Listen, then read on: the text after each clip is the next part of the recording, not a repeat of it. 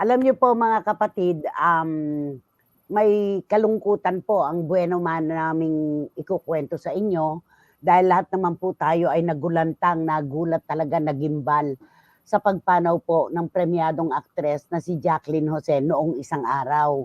Wala po tayong nababalitaan na siya ay may sakit. Hindi po talaga tayo nakabalita ng anumang dinaramdam ni Jane Gak, yan po ang tunay niyang pangalan. Kaya lahat po tayo ay talagang na-shock tayo, Romel. Tayo Opo. mismo, nakasamahan natin, di ba? Mm. Lahat tayo gulat na gulat talaga. Nako, grabe, grabe talaga.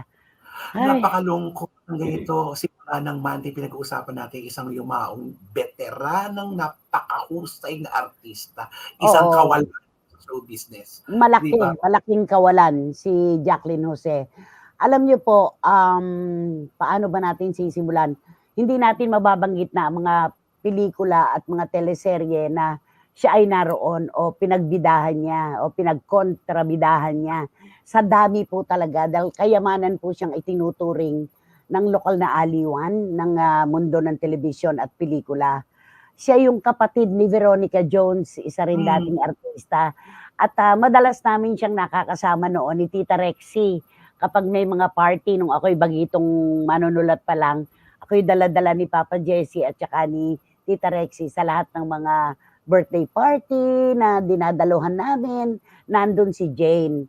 At alam naman po natin na ang kanyang dalawang anak ay hindi niya kasama. Si Gwen ay nasa USA at si Andy Eigenman naman ay mas pinili na po na magbuo ng pamilya sa Siargao.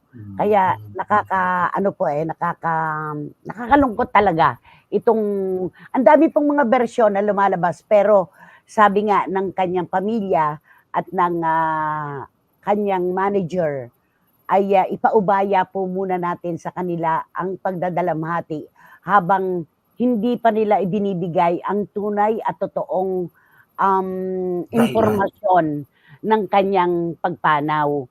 At ano daw to may PNP report na raw pero private viewing. Nasa Arlington Chapels po, nandun na rin po ngayon si Andy Eigenman. Ang cremation po ni Jane Gack o Jacqueline Jose ay ngayon na rin pong araw na ito. Ang nakakatanong natin ngayon kung si Gwen, hindi na makahahabol si Gwen. Opo, Oo, ilang ay Diyos ko, ang mm, layo kasi. Tapos ang totoo. oras pabaliktad, Oo. nakakalungkot din ang Ano, pamilya. si Direk Franny Zamora na isa sa mga best friends ni Jacqueline Jose ay nagkasalit yung umalis kahapon si Direk Oo nga, Franny papuntang Amerika. Tapos doon na niya nalaman. Pagdating niya doon, 5:00 ng madaling araw siya, natulog lang siya. Paggising niya, nalaman na niya yung kay Jacqueline Jose. Kaya, ay nako, alam ko napakaraming kaibigan ni Jacqueline na lahat na shock ngayon. Alam niyo po mga kapatid, hindi pa po muna natin mapangungunahan yung mga kwento, iba-ibang version po ito. Basta't ang alam po natin ay dinatnas na siya doon sa kanyang bahay na nandoon na, pumanaw na at iba na ang kulay. Hindi natin alam kung siya ba ay inatake at bumagsak o siya ay nahulog sa hagdan o kung ano man po ang tunay na pangyayari. Dumating naman agad ang SOCO at ang PNP nga po ay mayroon ng report pero hindi nila ilalabas yan. Hindi na nila gagawin yan dahil yun nangyari mm, kay Tito Ronaldo Valdez, di ba? Yun, correct. totoo. Kaya Nakakalungkot talaga, sobra. hayaan natin ng pamilya ang magsabi kung anong kadahilanan kung bakit pumanaw si Miss Jacqueline Jose, kung anong Oo. tunay na dahilan. Basta kami po dito sa Christopher Minute, nakikiramay po kami sa lahat ng iniwan ni Miss Jacqueline Jose, isang premyadong aktres na itinuturing po na yaman Hmm, ng mundo ng pelikula at telebisyon. Ang amin pong pakikiramay, inuulit po namin, nasa Arlington na po si Andy Eigenman ngayon, lumipad na siya agad-agad mula sa Siargao at ang cremation po ni Jacqueline Jose ay ngayon na rin pong araw na ito at ipaubaya po natin sa kanilang pamilya ang araw na ito para sa kanilang pagdadalamhati. Okay. Of course, nandoon ang kanyang kapatid na si Veronica Jones. Si Vero talaga yung ka-close namin At ano, Hmm. ay nako, ang dami-dami talagang pangyayari na ang alam mo isang patotoo ito 'no, napakaigsi talaga ng buhay. Oo. Napakabata ni Jacqueline Jose, 59, Oo nga. 'di ba, 59 years old.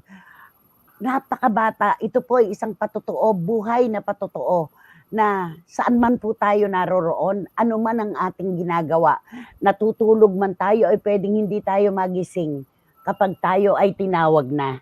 Kapag Yes. dumating na po yung takdang panahon. At sabi nga natin, tayo'y nalulungkot, wala naman pong pamamaalam na may halong saya. Pero lahat po ng ito ay mauunawaan natin sa bandang huli kung bakit at paano naganap, 'di ba gano'n? Yun. Sabi ni Juris, meron ditong text si Juris Doctor Channel, eh, napakarami pong text messages ng pakikiramay ngayon dahil sa pagpanaw ni Jacqueline. Ang pagkawala ng isang dekalibreng aktres at isa sa mga mahalagang bahagi ng industriya ng pelikulang Pilipino ay sobrang ikinalungkot ng ating mga kababayan. Ang aming taos-pusong pakikiramay sa pamilya ni Miss Jacqueline Jose at sa buong industriya ng showbiz. Totoo naman eh, masyado pong apektado ang industriya ng ating lokal na aliwan ngayon. At eto pa po, babasahin na natin. Marichu Formacion Espiritu, napakaaga niyang nawala, sabi niya. At sabi ni Lara May, Nay, binuhay na naman po. Binuhay na naman po. Nay, binuhay pa naman po ang karakter niya sa Batang Quiapo. May Hmm. interview nga po kay Coco na napakahirap para sa kanya na ikatang eksena ni Miss Jacqueline dahil napakagaling at napakasarap panoorin. Isa na namang kawalan si Miss Jacqueline Jose sa showbiz. At saka naalala ko yung kanilang La Alden, Tom Rodriguez, Miss Dina Bonnevie, The World Between Us ba yun? Oo. Opo, Oo, opo. napakagaling niya do'n. Ayan, yan ang Hmm. talagang tinutukan natin. Iram Lia, maraming salamat sa iyong pakikiramay. Best actress of all time, sabi niya. May she Yes. rest in peace. Tapos, si Boycie, nagluluksa ang buong cast ng Batang Quiapo at ng buong Showbizlandia. Nakakalungkot at nakahihinayang na nalagasan na naman tayo ng isang premyadong aktres. Totoo po yan. Hindi ko na po iisa-isahin ang inyong mga kwan. Sabi ni ah, Tita Julie Paras, totoo, napakagaling na artista ni Jacqueline. Rest easy to Miss Jacqueline at ang aming pakikiramay sa lahat ng kanyang Mm. inulila. Yun po ang ano. Nakakahiyaman pong sabihin pero may mga meron po kasing mga nagtatanong sa atin ngayon kung bakit hindi daw po natin sabihin ng diretso ang dahilan ng pagpanaw ni Miss Jacqueline Jose. Hindi po para sa amin ni Romel Chica at ng programang ito ang manguna. Nauna na nga po ang pasintabi at Mm. pagbusina ng kanyang pamilya at ng kanyang management na kung maaari ipaubaya po natin sa kanila ang pagluluksa. Yun lamang po. Jamie Dacia, maraming salamat. Thank you. Tita Sofia Angeles, aha. At ang dami, nako, hindi ko mababasa talaga lahat ito. Dilitada, okay. Nakakaano, ay, nako. Ay nako, ang dami-dami talagang nakikiramay. At muli po ang aming pakikiramay sa lahat ng mga inulila ng magaling na aktres na si Miss Jacqueline Jose.